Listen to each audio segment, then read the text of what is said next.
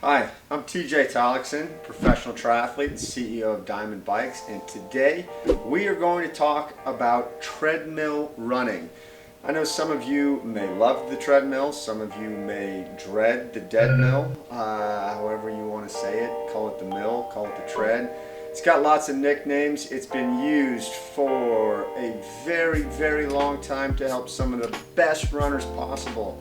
If any of you guys know who Roger Bannister is, he was the first guy to run a sub 4-minute mile, and he used the treadmill as an integral part of his training. The number one question most people have that we will discuss here is, what grade should I be running on my treadmill?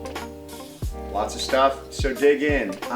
Sit back, get your favorite drink, because we're going to discuss all of it. So, first of all, we're going to say, what type of running should you do on a treadmill? Well, it depends on where you live. If you can run outside comfortably year-round, go ahead. Run outside comfortably year-round. There's nothing wrong with that. If you're in a place where the weather is inclement or just poor, you may want to do some of your running on a treadmill. It's the perfect texture for running. Sledding, just enjoying it. One thing, oops. Other benefits of running on a treadmill certainly can be the time. It can be very efficient to run on a treadmill, especially if it's in your own house, in your basement, someplace where you don't have to travel to, or you may have some weather or footing constraints, right? So you don't want to run outside when there's an ice storm. You don't want to run outside when it's negative 20 degrees Fahrenheit, and so you hit the treadmill. You can get a really great workout, short amount of time, some great positives there. But the number one question people ask over and over and over again is, should I be running at an incline on the treadmill? Okay? And some people out there with 100% facts say yes, you should always run at a 1% incline on the treadmill no matter how fast you're running. Some people say no, that's an old wives' tale, you don't need any. My answer, I say, lies somewhere in between there, and it depends on what you're trying to accomplish. If you're just trying to run on the treadmill, do you need a grade? No.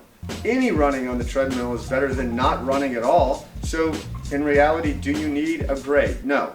Now, if your goal is to try to replicate what it might be like to run outside on the roads, then yes, you need some grade depending on your speed. So the most researched paper on this comes from 1996. These researchers, I'm going to grab my notes here so we can pull this up right. But the most researched paper about this, it's on PubMed, you can check it out. But it's a 1996 paper by A.M. Jones and J.H. Doust. And their aim was to determine the treadmill gradient that most accurately reflects the energy costs of outdoor running. So 9 trained male runners ran for 6 minutes at 6 different velocities. Everybody got that? Duplicate collections of expired air were taken during the final 2 minutes of each run to determine their oxygen consumption. This study demonstrates equality of the energetic cost of treadmill and outdoor running with the use of a 1% treadmill grade over a duration of approximately 5 minutes and at velocities between 2.92 and 5.0 meters per second. Now, you've seen some other studies or other people report that you don't need it anything below a 7:30 pace. However, this report is showing 2.92 and 6.5 miles per hour. Okay, so what the science says with it is if you want to best simulate the energy demands of running outside, then yes, you should probably have your treadmill at 1% grade. Okay, there are lots of other things that come into effect when you're doing this. So, for instance, if you're running on a treadmill in a typical gym setting that may be 80 degrees Fahrenheit with relatively high humidity, you will turn into a sweat box. That will make the energy cost of running on the treadmill much higher than running outside. What are some other things that can affect your energy cost? Well, let's consult the experts here. And well, my preference might be to go with the Bulleit Bourbon. When we're talking about running, the first and foremost expert that I consult is Jack Daniels. And leave my bourbon choice out of this and let's stick to the running on this. Jack Daniels is one of the best run coaches of all time, and his Daniels Running Formula book, and we can look at it, and the best thing that he does is he has a little chart in here. He has a little chart that shows if you want to run, and let's just say a 7:24 per mile pace at 8.5 miles per hour, you need 0 grade. If you drop down to 8 miles per hour, you will need to put the incline at 2.2% to run that same speed. So one of the benefits of having a treadmill is that sometimes you might actually be injured. Who, a triathlete injured? That never happens. Well, personally, I've used the treadmill to help me through all kinds of injuries, and knee injuries, hip injuries, ankle injuries. One of the benefits that you can get is you can get some really high quality work at a low pace with low impact to your body by going vertical on the treadmill. Okay, so if we look at Jack's pace here, Jack says that a treadmill run, if you want to replicate a 6:11 mile, so that's almost 10 miles per hour, you can run at 6 miles per hour on the treadmill. That's a 10-minute mile and 10.2% grade. So you can get a huge aerobic workout, very low body impact by running at a 10% grade, and get a killer workout in at the same time. So that's my buddy Jack Daniels. Jack actually worked with me personally back in 2008, one of the foremost experts on running, and that's Jack's take on the treadmill.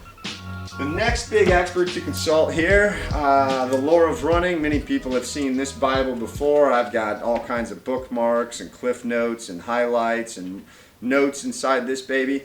But wow, Tim Noakes, he covers all this stuff, and he's got a nice index in here, and we can look at Tim Noakes. He defers to most of the experts, namely Noakes likes this study done with the 1% grade, but he also is concerned mostly with the draft effect that happens on the road. And so the treadmill corresponds to a draft, and so the faster you're running, the higher your incline needs to be. We'll just kind of leave it there at Noakes, but if you're into studying the running, obviously some great things. But that being said, what do I do personally? I'm right there. My average run on the treadmills usually somewhere between a 7-minute mile all the way down to maybe a 6-minute mile pace for a longer run. I run off heart rate more than I do on pace.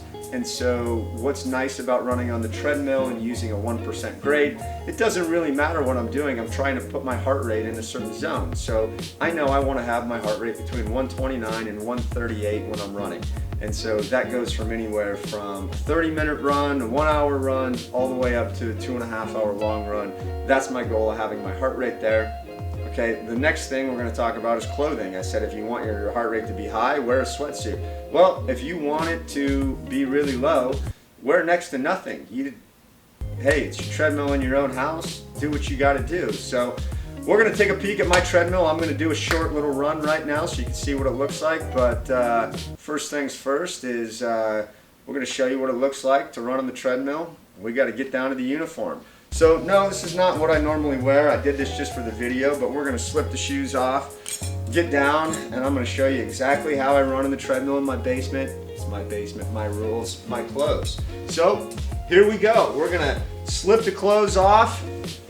This is the running apparel for the basement. Oftentimes my kids will see me go down with the swimsuit and ask if I'm going swimming, and they say, nope, Dad's going for a run. So coming into the Pancake, let's check this out. And I'll show you how to run on the treadmill. So open the barn door, come into the Pancake. I like to wear a hat or a visor backwards. Sometimes I put a headband on, but I need something to keep the sweat out of my eyes, because if I do sweat, most likely it's coming from my head. Secondly, I use a dedicated pair of shoes for running on the treadmill. Why do I use a dedicated pair of shoes for running on the treadmill? Well, running on the treadmill is a lot softer than running outside. Okay, so these shoes take a lot less wear and tear than the shoes that I wear outside, so I can get higher mileage. Outside, I'm getting about 400 miles per shoes. Inside, if I strictly wear these inside, I can get upwards of 600 miles, no problem. feel great on the shoes, feel great on my body. So this is what the outfit looks like. Put my run shoes on, sit on the bench, I'll lace it up, and I'll get a little workout going so you can see what it looks like. How this works, pop the window open behind me, fan on each side blowing at me on an angle. I'll turn each of these on, hop on the treadmill, give it a go. Wait, I forgot one thing. I need my heart rate monitor. Hold on, I'll be right back. All the things to forget.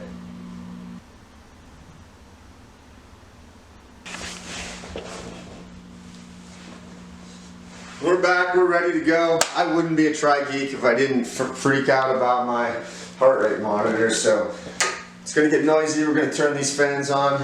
We're gonna rock and roll.